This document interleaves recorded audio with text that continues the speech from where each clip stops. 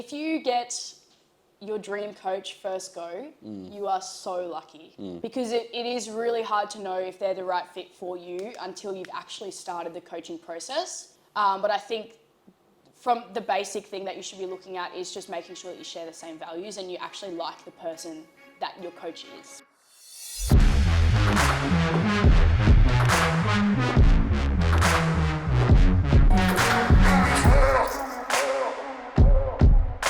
Hey guys, today I had a very special guest on the podcast, Jay Herber. She is the new Hunter Performance Centre coach, and I'm very excited to have her on board. She'll be primarily working from the online spectrum, based in Brisbane, but also she'll be a designated nutritionist, having completed her accreditation as a sports nutritionist through ASN. So that's something I'm looking forward to offering our current clients that are on our team, but also any clients into the future as we look to obviously try and improve the performance of those in all aspects, whether it be training, psychology, nutrition, the relationship with the gym and behaviours and things like that. Today we just simply gave an introduction to Jay and spoke with her on lengths about what makes her, experience so, rewarding for her and her clients that she does take on board, what sort of ideal clients and not so ideal clients she wishes to work with. But also we have a laugh and you just get to know her more so on a personal level, as she obviously hasn't really done this before, but it's something that I'm really passionate about to try and bring her up and have the experience of reaching out to as many people as she can to obviously offer what she has at her disposal. So sit back and enjoy the episode. Be sure to give us a thumbs up and a rating, and a quick mention to our sponsor, Drop Bear Coffee as well.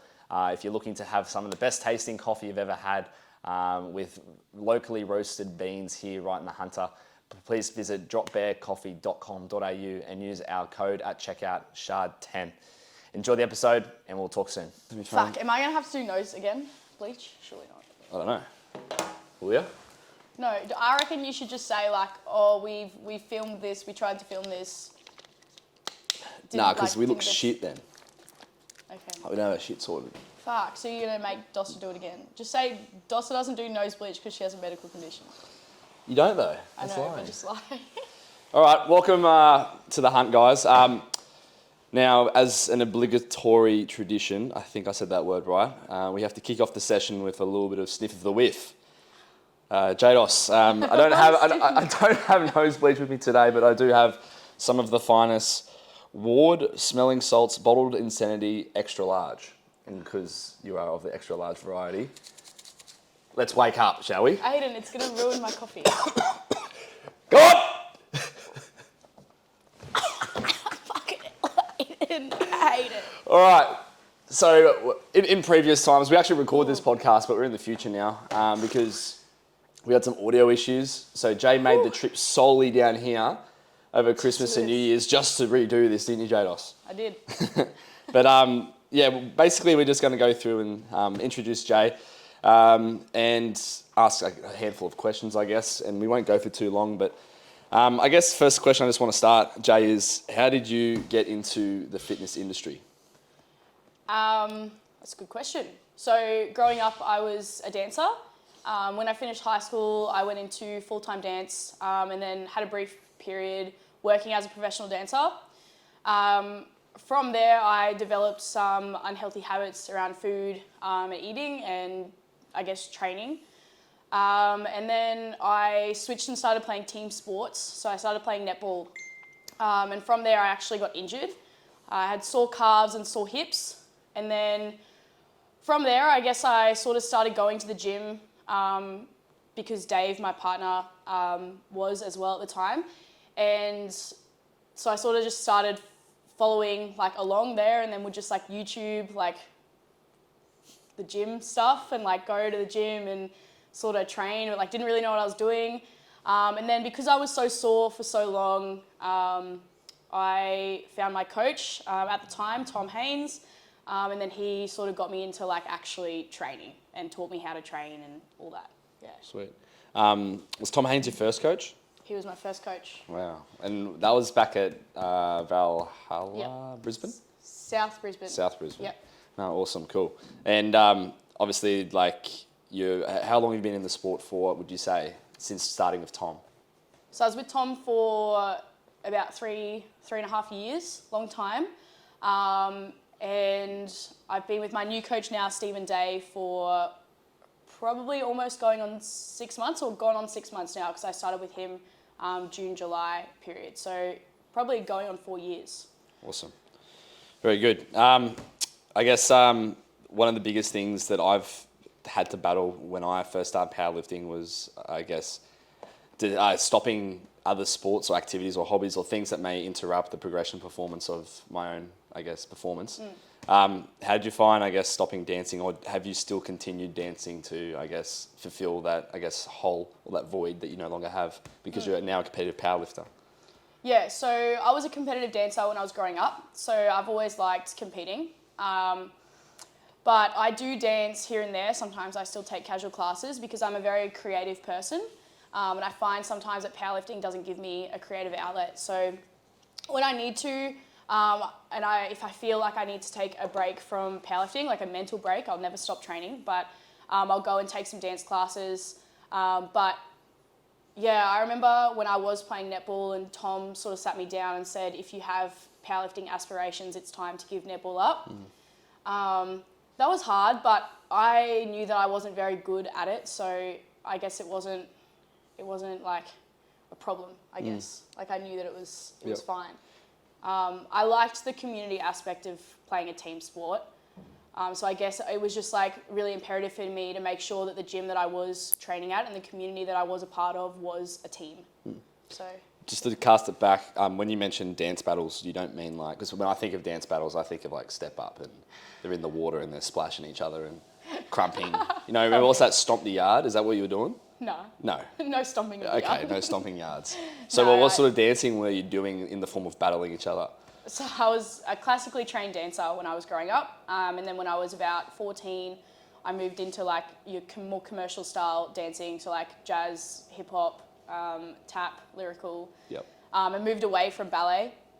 And then I was just competing like we'd go to Stedfords, that were what they were called, and you do group dancing and you do solos as well. And you would just like compete against each other in that way. Yep. You'd have your own dance, Yep. and then next people would come on and they'd dance. Yep, cool. Do you think that there's a general trend or a gap in some, I guess, professional dancers where strength training could actually benefit them quite a lot? 100%. Yeah. 100%. Is it more so in injury prevention or being able to do a backflip? Or Yeah, I think so. I think honestly also like just mentally in regards to the way that you feel about your body. Like I think when I started strength training and I did have a little bit of a crossover and dabbling a little bit in the dancing world, as I was sort of going on that journey, it really helped me, I guess, sort of break out of that mindset of I need to be this to do this. Whereas like in dancing, like I guess it is growing, like the industry is growing, but back then, maybe this was like maybe almost 8 years ago now, back then it was like you have to be like tall with long legs and like straight up and down to get a job. Yeah. But I think that strength training and just going to the gym in general can change your outlook on your body and really help you believe that you really can do anything. That's good. I know personally that like if a client comes to me and they want to continue, say, playing social netball or basketball or touch footy or Oz tag or whatever it may be, that I'm usually all for it. What I usually like to look at is just their competition calendar, where their high priority comps lie and where the low priority comps lie also. Because obviously in the APU we have the process of qualification for states and then on to nationals. And obviously nationals is for the majority of us our most, I guess, important competition of the calendar year. So for me personally, like I'm playing Oztag right now and I know nationals isn't until next year. So I'm under the impression that I can enjoy, addressing those other health markers of getting fit. I find taking some time away from the gym is not I wouldn't say like beneficial to my performance. However, I get that drive to come back and put all my effort into that one thing when the time is right. So I think it is even though like social netball for you or dancing may be that thing that took away, I guess, the seriousness of how you can perform at the top level at the time. I do think that there obviously is, I guess, a Definitely time for has its everything. place. Yeah, 100%. yeah, because this is meant to be fun, and if you train 5 days a week, 2 hours a session, 4 hours in my case. Yeah. You know, it needs to be fun. You can't be here, obviously, getting bored of it. Yeah, 100%. Cool. All right. So I think the next question I want to ask is just, what is the ideal client that you wish to coach? My ideal client would be someone who is willing to learn, wanting to learn, open to, I guess, what I can offer and what I have to say. But I want someone as well, like, who's committed to their training and to changing their lifestyle, if that's what they're looking for. But I guess mainly someone who shares the same values that I have. That would probably be the main thing. Yep, cool. I guess one of the things that I'm most excited about for Hunter Performance Centre is having an outlet for obviously addressing nutrition, particularly sports nutrition. Obviously, it's something that I've been very passionate about for quite some time. And I've worked with a handful of athletes just in teaching them what I've learned based on my experiences from bodybuilding and professional rugby, and now powerlifting, making weight classes and managing that. And a lot of those people have gone off and gone to accredited or professionally professional dietitians or nutritionists.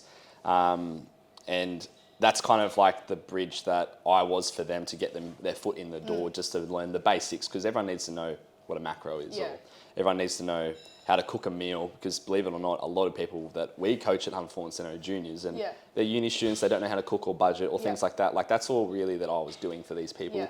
And the main thing that I'm really excited about it for what you're going to bring to Hunter Performance Centre is just that outlet for teaching people how to obviously benefit their performance through their nutritional behaviours around food, because it's so important to, I guess, build the layers of what makes a really good athlete.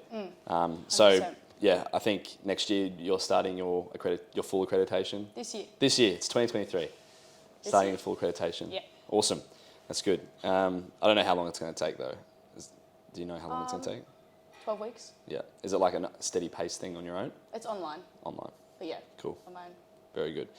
I guess, what is the not so ideal client to work with as a coach? I guess someone who feels as though that they're being a burden to me. Like, I provide a high contact coaching service. So someone who feels like they can't send me their videos, or they don't want to bother me, or, they just, does that make sense? Yeah. Like, I don't want to work with someone who feels like they can't reach out to me, even if it's just like the silliest thing. Like, The biggest could be thing anything. about being an online coach is that it's a relationship. Yeah. And like, as much as it is you, like, the client is paying you to provide a service, like, you're still a human as they are. And you need to just communicate on a daily basis, because to make this a long-term, I guess, progressive thing that is going to succeed, you need to be mates at the end of the day. 100%. Yeah. That's good. Yeah.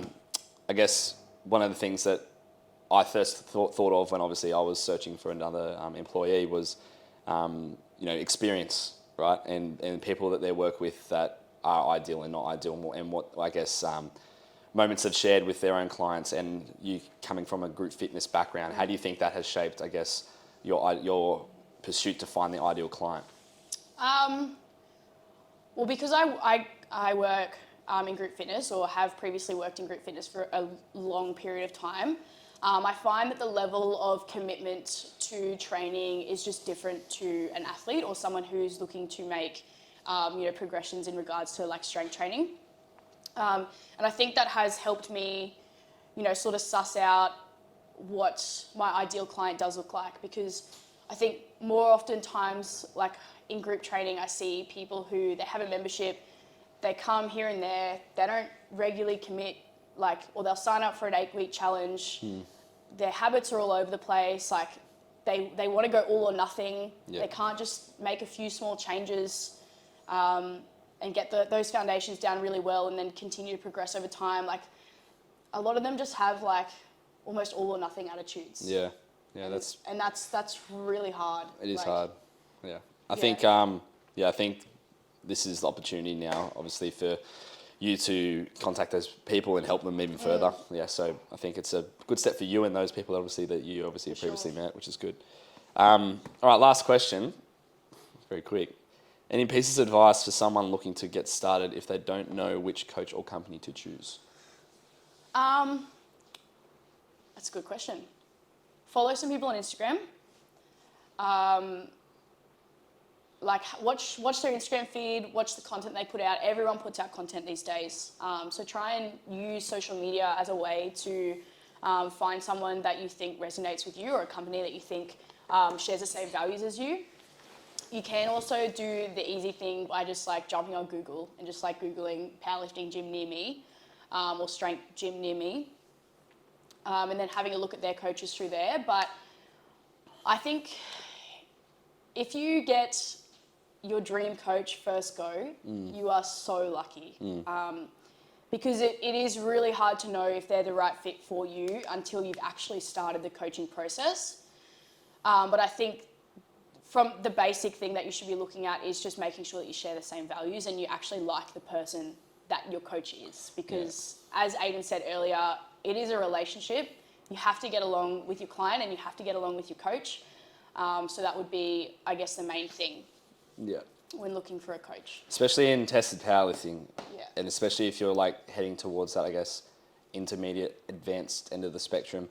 It more so comes down to like, okay, now we're at the slow end burning of the candle and we need to really try and squeeze out as much data as we can from what you've done in the past for what worked and what hasn't worked. And when it gets to that point, it more so becomes like a conversation around, okay, what is going to work and what isn't going to work. And if you don't have, I guess, those, foundation, relationship cues with your coach where like you can, have banter or you can have constructive criticism back and forth that is openly communicated. Yeah, like that's where the money is made in regards to making gains. So I think you've touched it on really well that like if you're looking for a coach, you should really resonate with their, I guess, morals and beliefs and their personality, because that's what's going to make, I guess, the relationship thrive and your performance. Yeah, and then you can all go into buy-in and all that, but that's just a whole. It's a whole nother. Yeah, it is hard for a consumer to figure out who they want to be coached by or what company, because there's so much out there at the moment.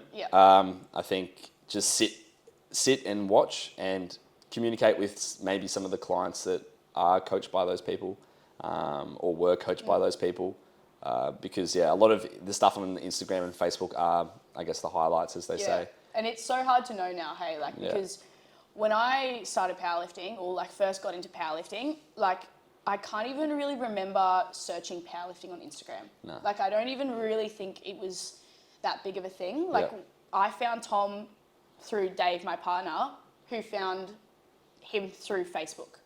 Because he was injured. And we just almost naturally fell into powerlifting because we were getting rehab for injuries. And then he was like, oh, you guys are kind of strong. And like we had built that relationship off Tom making us pain-free. And then from there, we were sort of like, oh, well, we really trust this guy. Because he's, made my hip pain and my calf pain go away. It's funny. It's kind of like having your favourite dentist. Or doctor, or I don't know if you see the optometrist very often, but, like you kind of want to, stay in close contact with the people that do provide, I guess, that comforting moment and results. So, same thing applies for a coach, I guess. All right, cool. So we're going to duck into Fast 5, just to dive into 5 minutes worth of questions, okay? So you're going to nail them pretty quickly. And then we'll wrap things up. Okay. All right?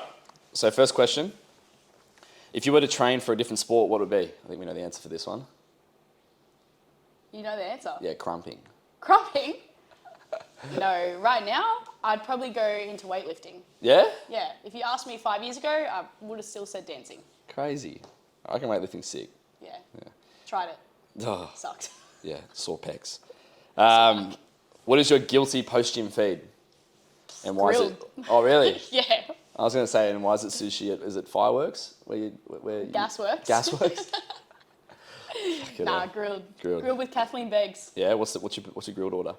Summer sunset on panini, no onion because onion's spicy, and sweet potato chips with sweet chili mayo. There'll be an uphaul in the comment section about that. Probably.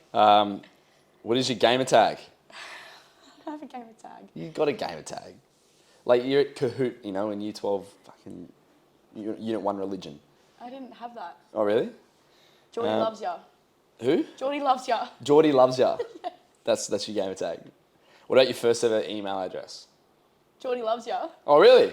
Yeah. Oh, yeah. Well, there you go. Big love. Big love. What are some nicknames you have for clients and co-workers? Like, I give clients? Yeah. Or, really? Or actually, what are some nicknames you have for Dave? Davey? I can't. Some of them are so... Sloppy Toppy Dave. Some of them are so inappropriate. No, well, okay. You're a BFT. Yeah. Okay, what's the nickname you have for Luke? Lukey. Lukey? Yeah. Okay. Do you have any nicknames for your current new workplace? Sodiana. Thodiana. That's you. Thodiana. And nothing for anyone. They're yet to have one. Yeesh. Yeesh. Oh my gosh. All right. What are some unwritten rules with where you work? Unwritten rules with where I work. Yeah. Like in group fitness. Yep. Or here or wherever. Like the things that like aren't really written on the walls, but you kind of know that it's not good to do that. Oh. Like leaving skid marks in the toilet at the gym. You can't be doing that. Yeah, you can't be doing that. Yeah. Well, mine's a bit more serious. The only thing that really comes to mind is make sure you're giving 100% attention evenly to everyone. As a coach. Yes. Very good. Yeah. That's a big thing, especially in semi-private. Yeah. Group fitness. Like and it's hard even sometimes. Even one-on-one. Yeah. Like, you know, if you open your phone and you've got, 10 messages to reply to, Yeah. you don't just go in there and go, oh, this one. You go, who messaged first? This one's Ah. That's good. They've been waiting the longest. That's very good. In order. I think that's everything. All right. That was quick. That was like 3 minutes. Did well. Okay, last one. And you've been preparing all day for this. And this will close us out. But tell us, we don't have the lights set up. You do have the lights set up to hit them, but we just ran the show down and they're still on the platform. But tell us your favourite joke. All right, and I'll see if I can give you 3, 2, or 1 white light. Knock, knock. Who's there? D's.